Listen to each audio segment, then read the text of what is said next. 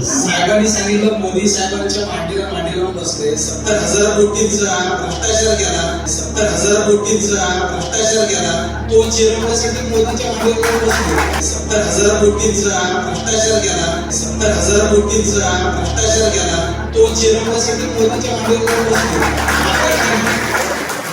देशभर लोकसभा निवडणुकीचे पडघम वाजू लागले आहेत। निवडणूक अवघ्या काही दिवसांवर येऊन ठेपली आहे। अशातच निवडणुकींच्या पार्श्वभूमीवर विविध पक्षांच्या दौऱ्यांना सुरुवात झाली आहे। रायगड लोकसभेतील ठाकरे गटाचे उमेदवार अनंत गीते यांच्या देखील जनसंवाद दौऱ्याला सुरुवात झाली असून गुरुवार दिनांक 4 एप्रिल रोजी धाटाव येथील RIA सभागृहात जनसंवाद मेळावा पार पडला। या मेळाव्याला काँग्रेस, शेतकरी कामगार पक्ष, शिवसेना ठाकरे पक्षाचे नेते उपस्थित होते।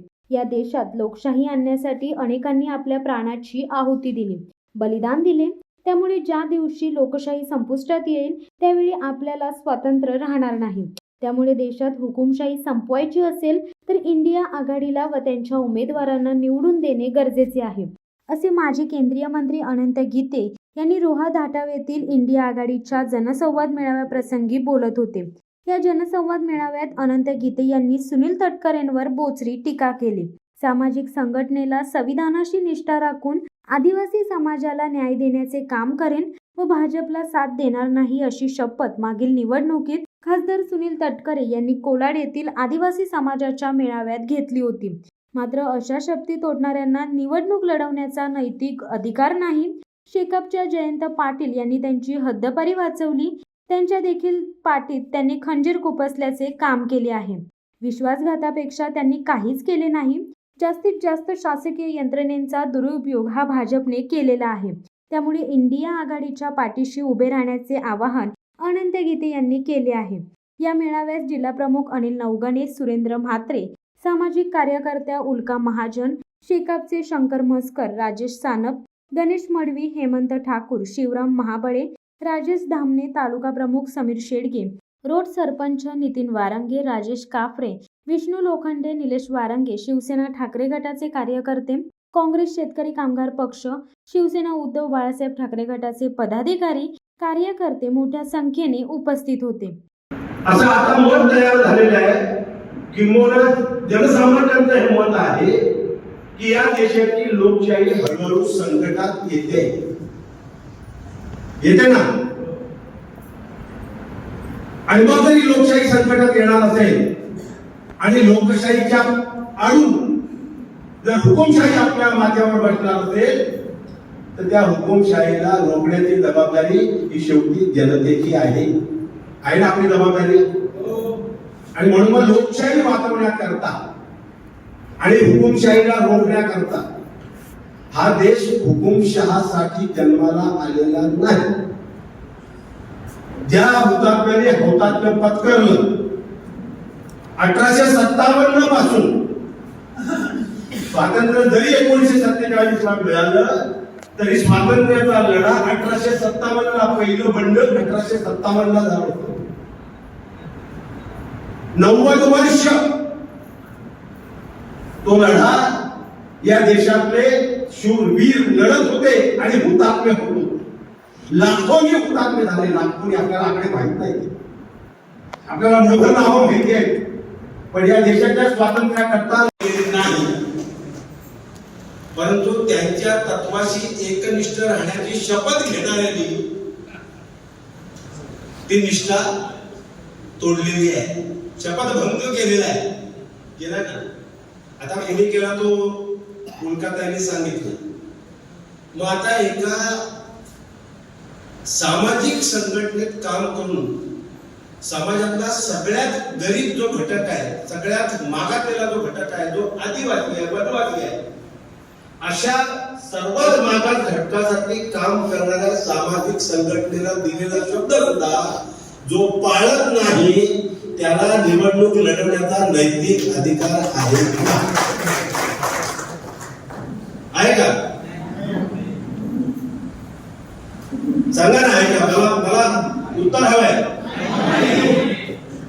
कारण आपण संवाद करतो, भाषण नाही, मी गप्पा मारणार आहे, चर्चा करणार आहे तुमच्याबरोबर, त्याला कुठल्याही प्रकारे नैतिक अधिकार नाहीये। हे एक उदाहरण मुक्ताताई महाजनच्या बाबतीत झालं, बरोबर आहे, ताईंच्या बाबतीत झालं. आणि ते ताईंबाला शब्द दिला होता, तो समाजाला शब्द दिला होता.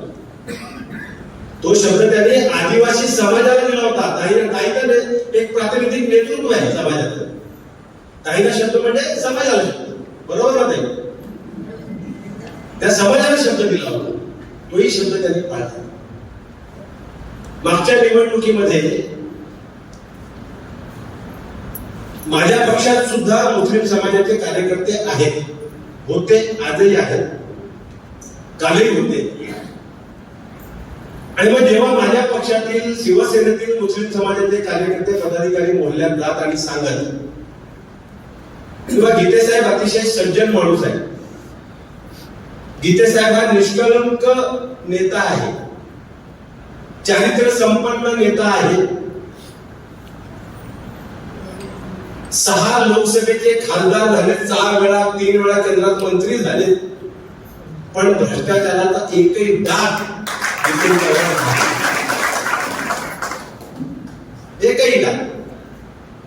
आता ते सांगत होते, मी पण सांगतोय माझ्या चारित्र्यावर एकही डाग नाही. आणि आज तुम्हाला परत शब्द देतोय, भविष्यात सुद्धा कधी लागणार नाही.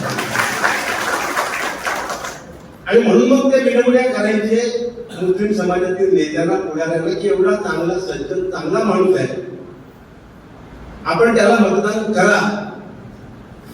आणि मग आमचे कार्यकर्ते निघून गेले की हे सारख्या मोहल्ल्यात आहेत. आमचे कार्यकर्ते निघून गेले, तिथून पदाधिकारी निघून गेले की हे सारख्या मोहल्ल्यात जायचे. आणि मग काय सांगायचे, गीते बरा माणूस आहे, गीते चांगले आहे, त्याच्याबद्दल वाद नाहीये, निष्कलंक आहे, सगळे आहे, पण तुम्हाला माहिती आहे काय, पण त्या मोहल्ल्यात जाऊन सांगायचे, अरे गीतेला मत म्हणजे मोदीला मत. काय सांगायचे, ताई बरोबर आहे का? ती माझी ताई समोर बसली आहे, तिला हसू आलं लगेच. काय सांगायचे, गीतेला मत म्हणजे मोदीला मत. मग तुम्ही मोदीला मतदान करणार काय? लगेच समाज पेटून उठायचा. आणि म्हणून मागच्या निवडणुकीमध्ये, ह्या पूर्वीच्या निवडणुकांमध्ये मला मुस्लिम समाजाची मत कधीच मिळाली नाही. आता गीतेला मत म्हणून मोदीला मत म्हणणारा मोदींच्याच मांडीवर जाऊन बसलाय.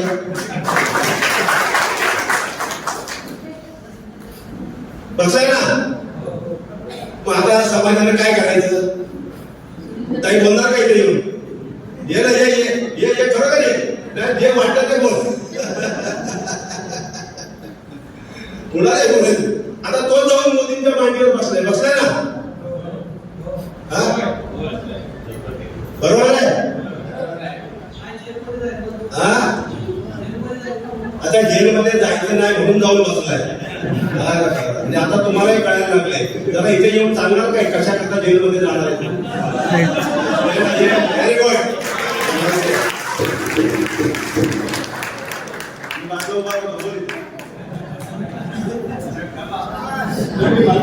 साहेबांनी सांगितलं, मोदी साहेबांच्या मांडीला बसले, 70,000 कोटींचा भ्रष्टाचार केला, तो जिरवण्यासाठी मोदीच्या मांडीवर बसले.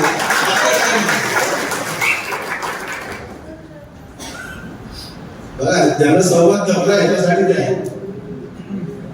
मी जाहीर केले या जनसंवाद दौऱ्यामध्ये की यापुढे नेता बोलणार नाही, जनता बोलेल.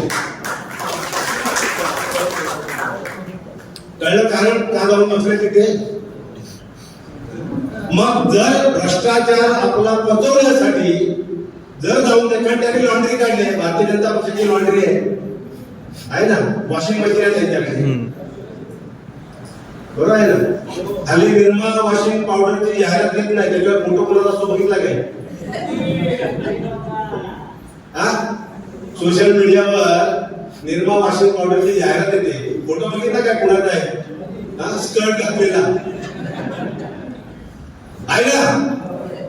मग त्या वॉशिंग पावडरला मतदान करणार काय? करायचा का? म्हणजे भ्रष्टाचारापासून मुक्ती मिळवण्याकरता हे जाऊन भाजपला मिळाली. अरे मागच्या वेळेला भाजपच्या विरोधात तुम्ही मतं घेतली ना जनतेची. जनतेने का मतं दिली तुम्हाला? का निवडून दिलं होतं रणनीतीच्या विरोधात? काय दिलं होतं? भारतीय जनता पक्ष नको आहे, मोदी नको, म्हणून तुम्हाला मत दिलं ना. पोरांची सुद्धा तुम्ही गद्दारी केली ना गद्दारी झाली की नाही गद्दारी. आणि म्हणून मग मुलगा सांगावं लागलं की जो शब्द आम्हाला दिला होता त्याच्याशी पण त्यांनी गद्दारी केली. आता कोणाशी करायची शिल्लक राहिले तेवढी मी केला.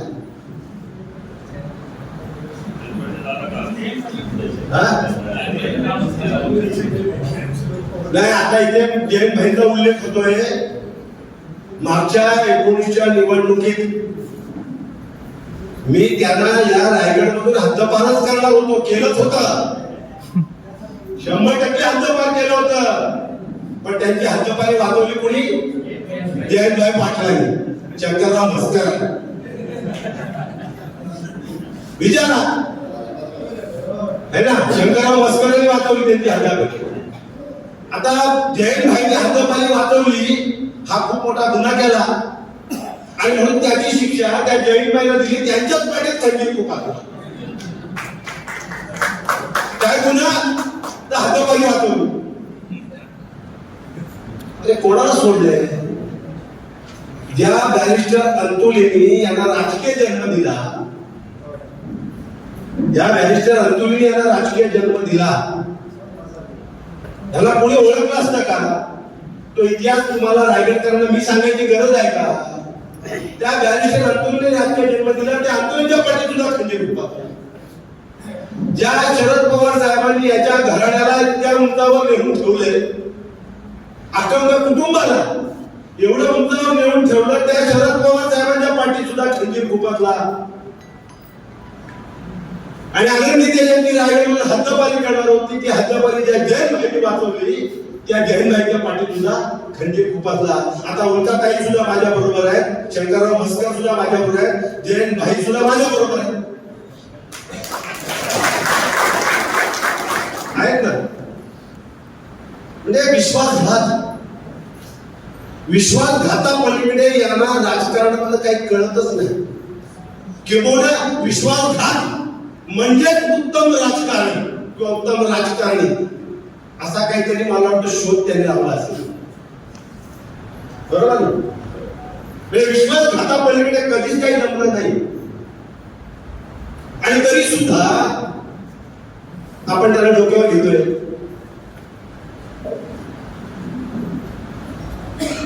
मला एखादा शब्द चुकीचा वापरायला आवडत नाही, पण हे सगळं बघितल्यानंतर असं माझं मत बनलंय, खरं म्हणजे हा रायगडला लागलेला कलंक आहे आणि तो कलंक आपण पुसायचा ना का नाही पुसायचंय? का कलंक मिळवायचा डोक्यावर घेऊन? हा कलंक पुसला पाहिजे. ही जबाबदारी आपली जबाबदारी आहे, रायगड वासियांची जबाबदारी आहे, रायगडच्या जनतेची, माता भगिनींची, बांधवांची जबाबदारी आहे, आपली जबाबदारी आहे की हा कलंक आहे. आणि हा कलंक आपल्याला पुसायलाच हवाय, कोणत्याही परिस्थितीत पुसायला हवा. शिवसत्ता टाइम्ससाठी अक्षय जाधव, रोहा. दे धडक बेधडक वृत्त देणाऱ्या आपल्या शिवसत्ता टाइम्स न्यूज चॅनलला लाल बटन दाबून सबस्क्राईब करा आणि बेल आयकॉनला क्लिक करायला विसरू नका.